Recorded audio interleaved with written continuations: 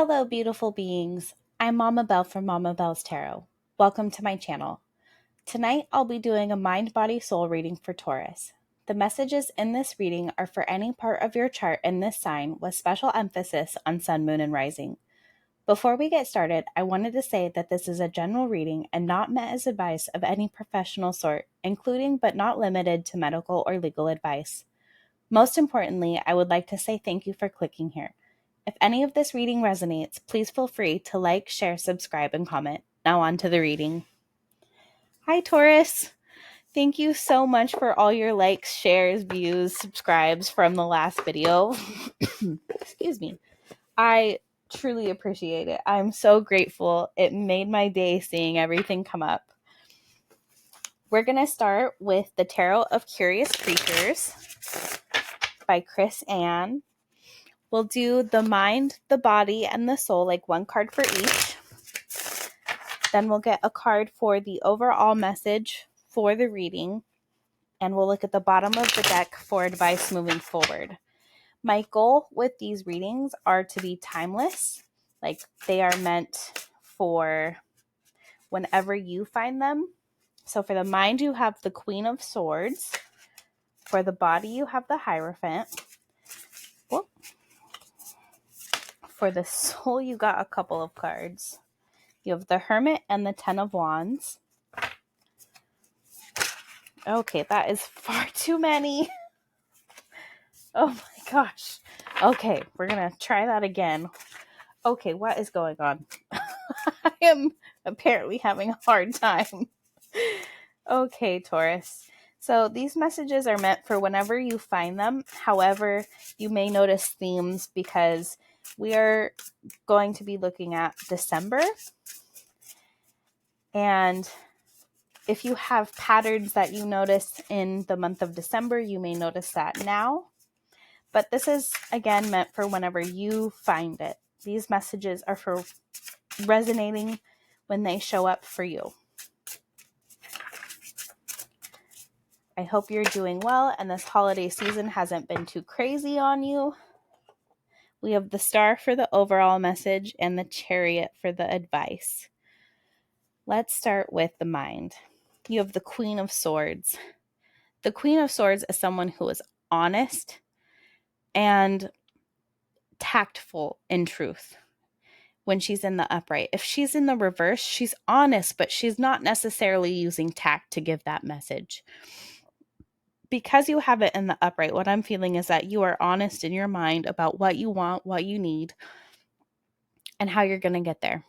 You're not sugarcoating things for people. You are giving honest, direct feedback, honest, direct messages, and doing it in a way that isn't causing any unnecessary harm. You want your truth to be spoken and heard clearly. This is what that Queen of Swords is about. Sitting in her power and clearly knowing what is and isn't right. I really like getting the Queen of Swords for that mind position because swords are about the mind, and getting something about your mind in that mind position in the upright tells me your mind is very strong right now. So for the body, you have the Hierophant, which is a little bit funny to me because she looks like she's working out, like she's in workout attire. But it also kind of looks like she's about ready to dance. And maybe that's her workout. Maybe what you need to do right now in the body, which I would also like to mention that the Hierophant is associated with Taurus. So this also feels like you're in your power in your body. Maybe your body is feeling very strong. You've been dancing it out and really working up a sweat to take care of you. I really like getting cards.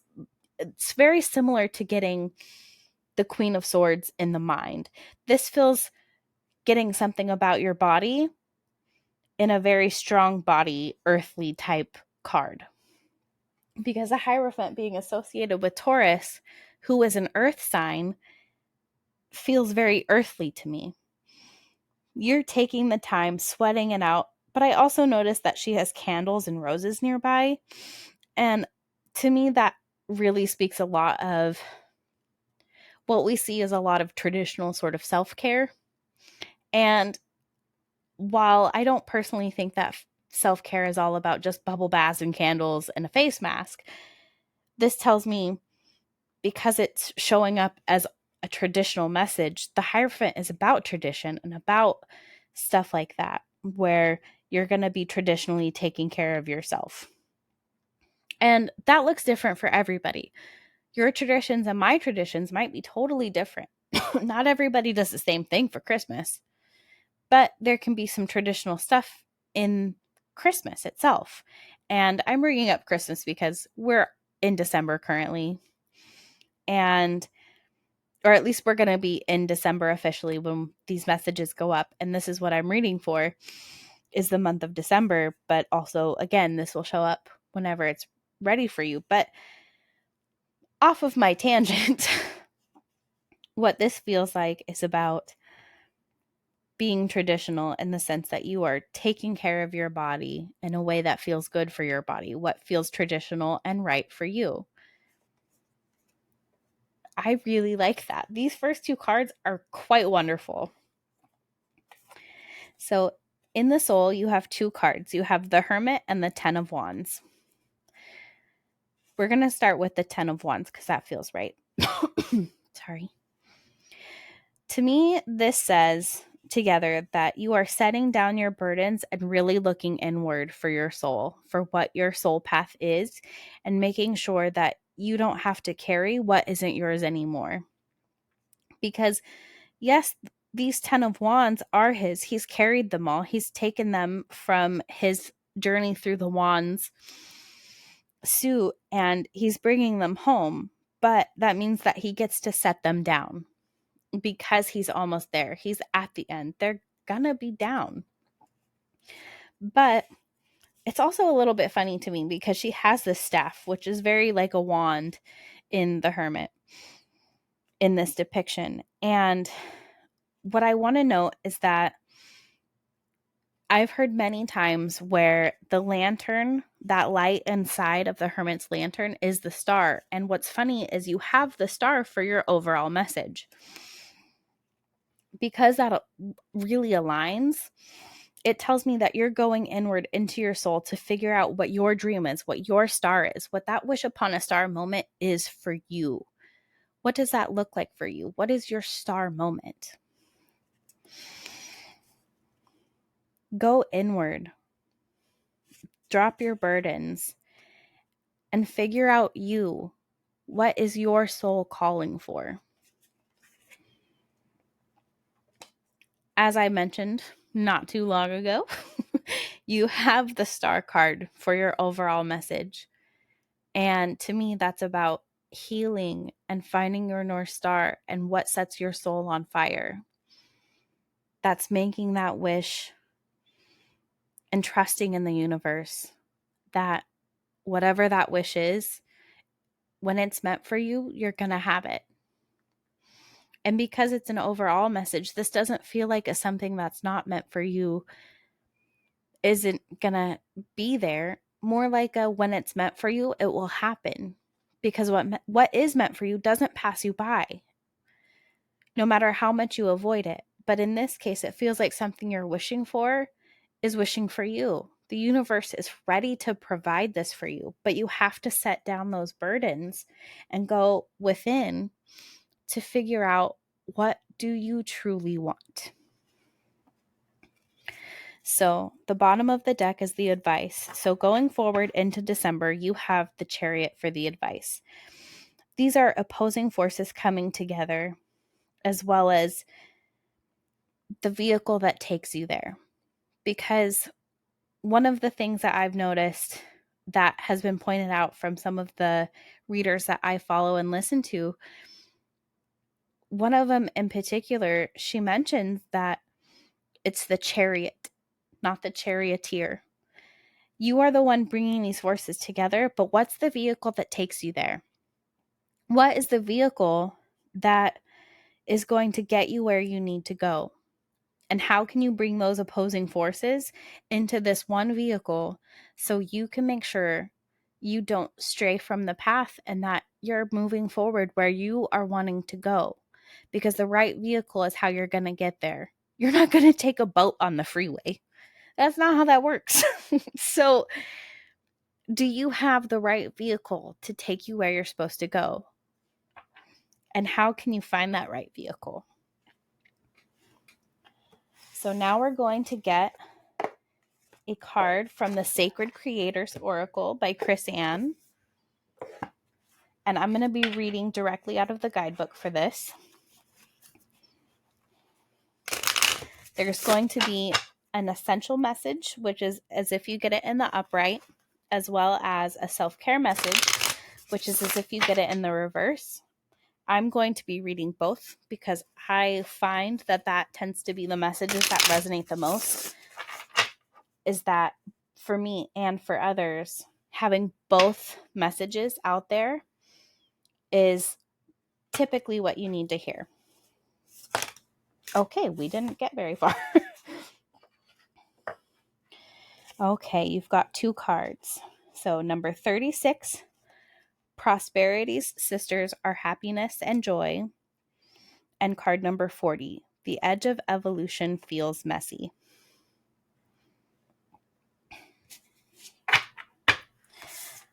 We'll start with card number 36.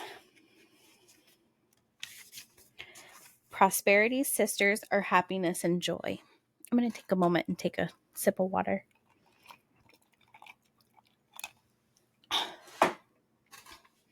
Are you hydrating, Taurus? I hope so.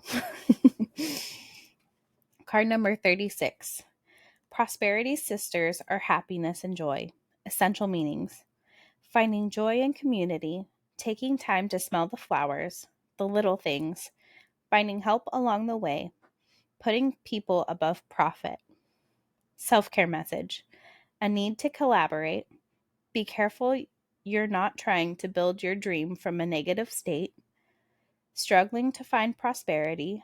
Scarcity thinking. Not allowing others in. Sisters, brothers, siblinghood. Are you tapping into it? Have you found your place in a supportive community of like-minded explorers? Are you having face-to-face interactions with souls that make you a better person and with people who help you share your gifts? Find a community of cheerleaders who will help lift you up and launch you out.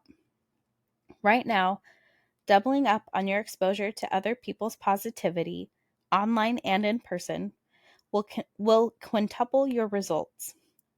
You may be underestimating the power of connection on the journey.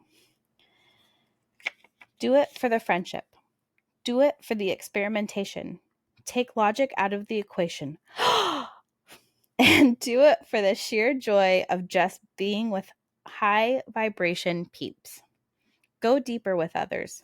Risk cracking wide open and allowing some of your hidden brilliance to escape into the room. True prosperity comes with happiness, joy, health, wealth, and blank. Go ahead and add your own non-negotiables. It's time to stay rooted in communal happiness and joy while you are taking the steps to build your dream. Are you running after an abundance of wealth and financial success without paying as much attention to the other sisters? Excuse me. How can you let go of any success shame you're feeling? How can you remember that it's totally okay to be exactly where you are right now financially? Happiness and joy are the keys to bringing your dream to life. Where can you add more of them into your day? How can you move your focus from what you don't have in order to focus on what you do have? So the edge of evolution feels messy. Card number 40.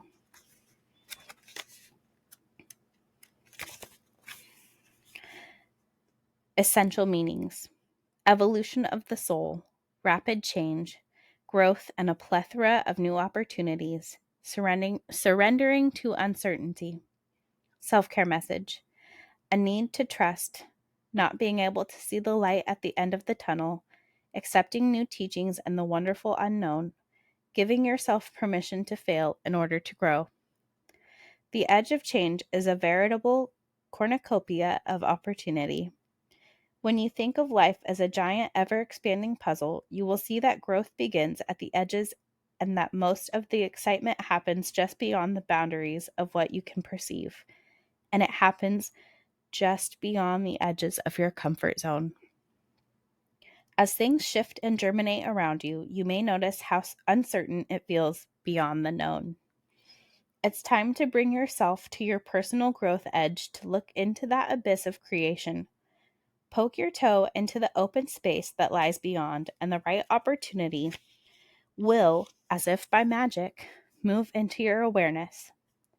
This magical, changing expanse is surging with the building blocks of all creation.